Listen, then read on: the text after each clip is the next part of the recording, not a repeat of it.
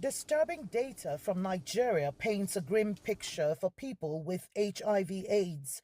The 2021 Stigma Index reveals that approximately 25% of adults and 22% of young adults with the condition have faced discrimination, including malicious gossip, verbal abuse, and exclusion from social circles.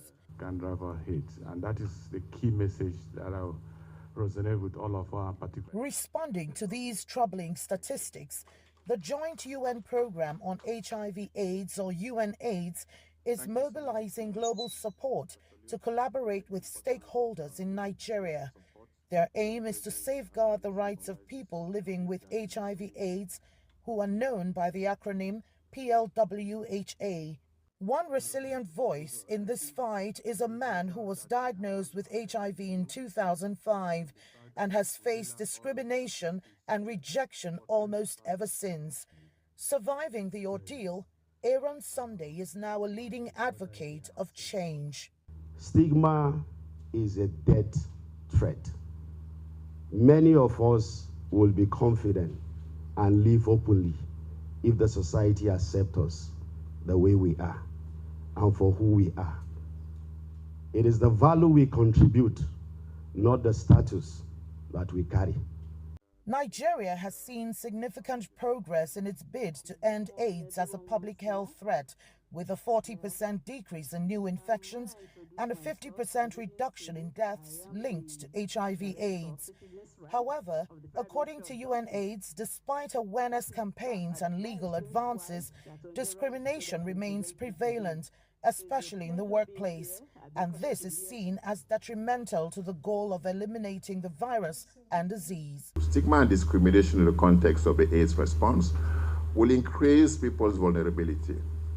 It will deter people, so to having access to services, so you may have health facilities around, you may have drugs, but because of the stigma and discrimination, especially from the healthcare professional, so they would not have access to those services. They would not take the pills, they would not be virally suppressed, and then they would die, or they continue in transmitting the infection.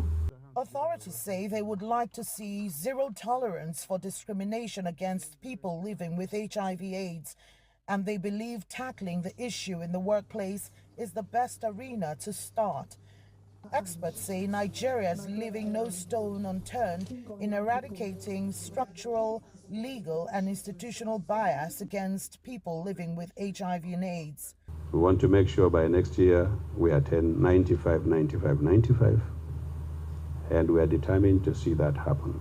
However, while there's a lot of work done, there's plenty more to do. As Nigeria moves towards its HIV elimination goal, 18 states are yet to enact laws against stigmatization and discrimination. UNAIDS and other key players are advocating the implementation of legislations upholding the rights of every individual, regardless of their HIV status. They're urging the swift repeal of laws violating fundamental human rights.